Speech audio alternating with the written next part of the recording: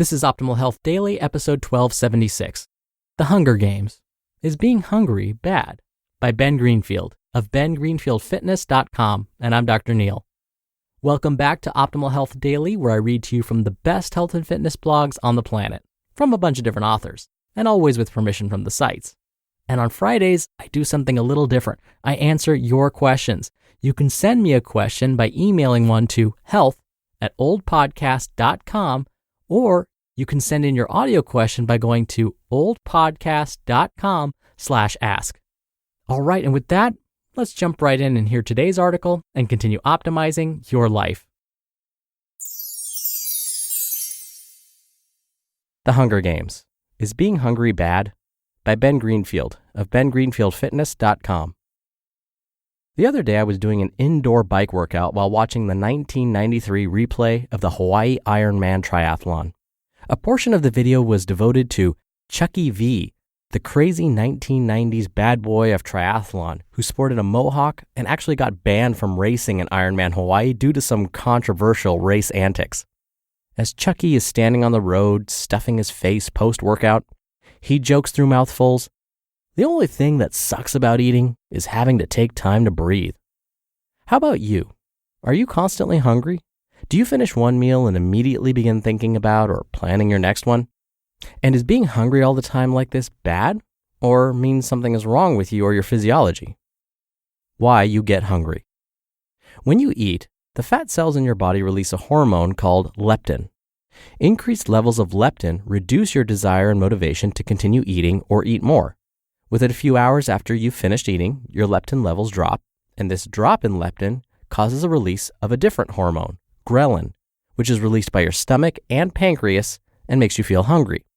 This is one reason why many people have a harder time controlling their appetite or stopping after they've eaten enough. They're leptin resistant. Leptin resistance can be a bit of a vicious cycle because a large intake of calories over a long period of time, like eating too much when you were in college for 4 years, causes chronic hyperleptinemia, or high leptin levels in the blood for long periods of time. And the appetite-controlling activity of leptin eventually becomes less and less effective. So it's possible to eat yourself into having a chronically high appetite. If leptin is acting correctly, it triggers the satiety signals in a part of your brain called your hypothalamus, and this makes you stop feeling hungry. Leptin can also inhibit the hunger signals from the hypothalamus. The other interesting part of this equation is that those chronically high leptin levels cause chronically low ghrelin levels.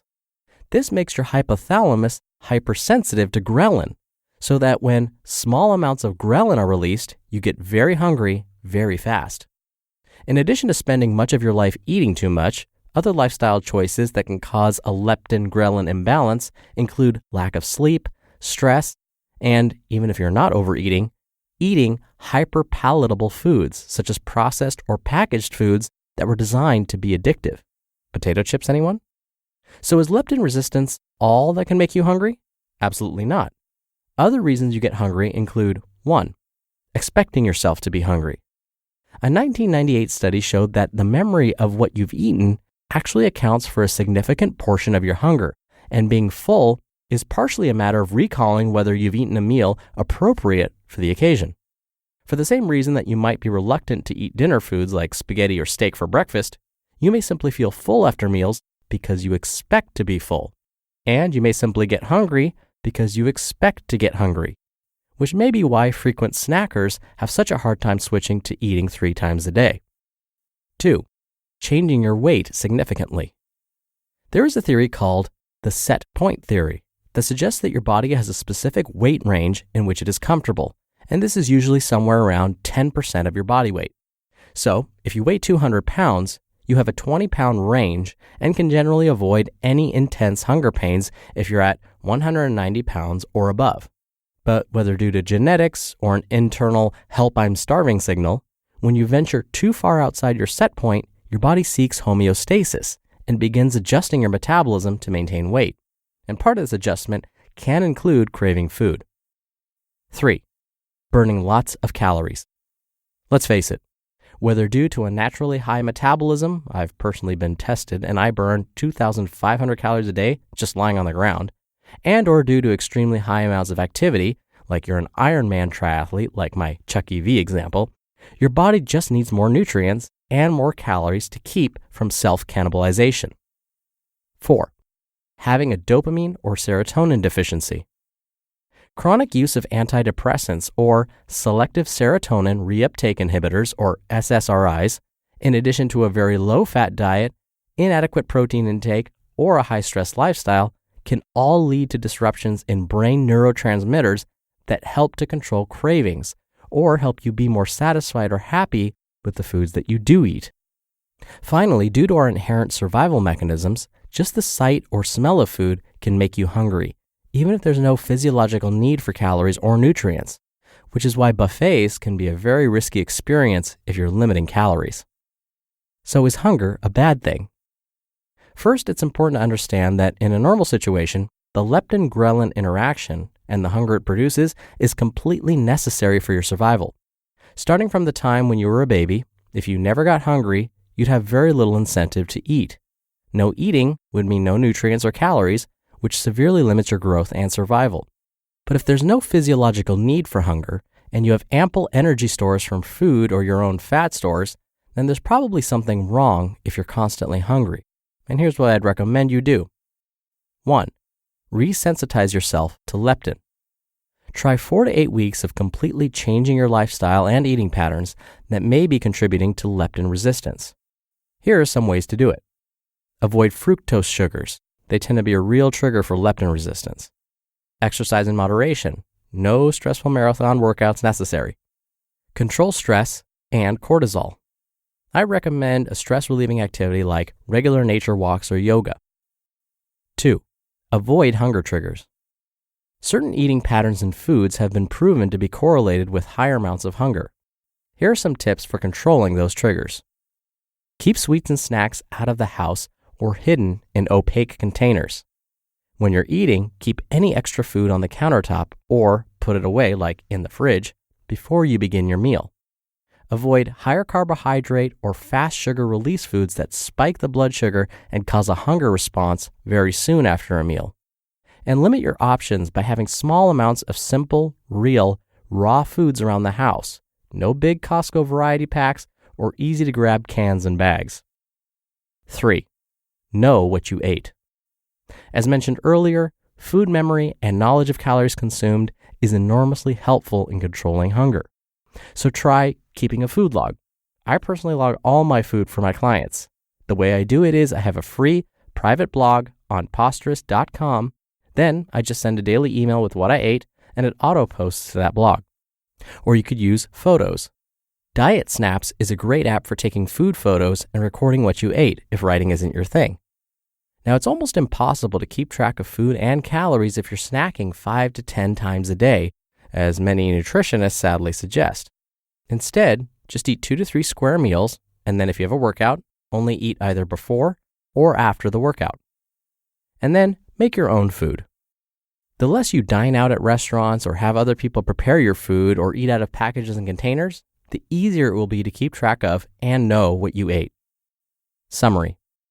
Being hungry is not a bad thing if it is because you have a biological need for more calories or nutrients. But if not, it may indicate a hormonal imbalance or psychological trigger that may need to be addressed. You just listened to the post titled, The Hunger Games. Is Being Hungry Bad? By Ben Greenfield of bengreenfieldfitness.com. And now, we've all been sold a lie by the weight loss industry, that weight equals health. The number on the scale has become so powerful that it defines how people feel and think about themselves. But that's not an accurate reflection of true health.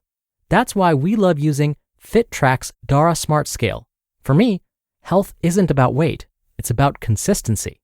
Thanks to FitTrack, I can get 17 different body compositions measured and even track and trend my health over time to see how my daily choices, ranging from exercise to diet, affect my health in the bigger picture. Stop measuring weight and start measuring health with FitTrack. Go to fittrack.com/OHD to take 50% off your order. Plus, for a limited time, you'll also save an additional 30% with code BUILD30 at checkout.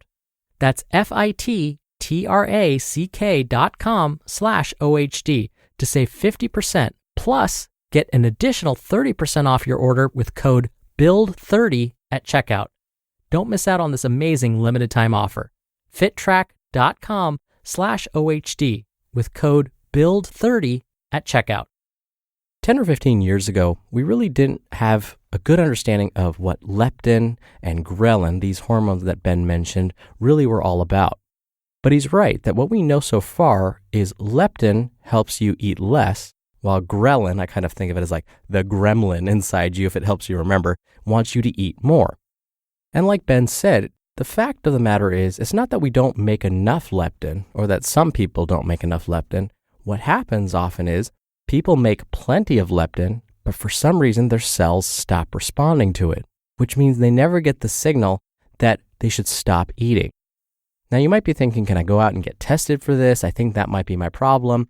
Right now, the testing isn't all that great, so it may not be able to tell you all that much if you go to your doctor and say, I want a leptin test. But what I do want to address that Ben didn't get to address in his post is the fact that if you are hungry all the time, it could be due to some other factors, like a thyroid issue. We all have this gland located in our neck called the thyroid, and for some people, their thyroid gets a little hyperactive. We call that hyperthyroidism.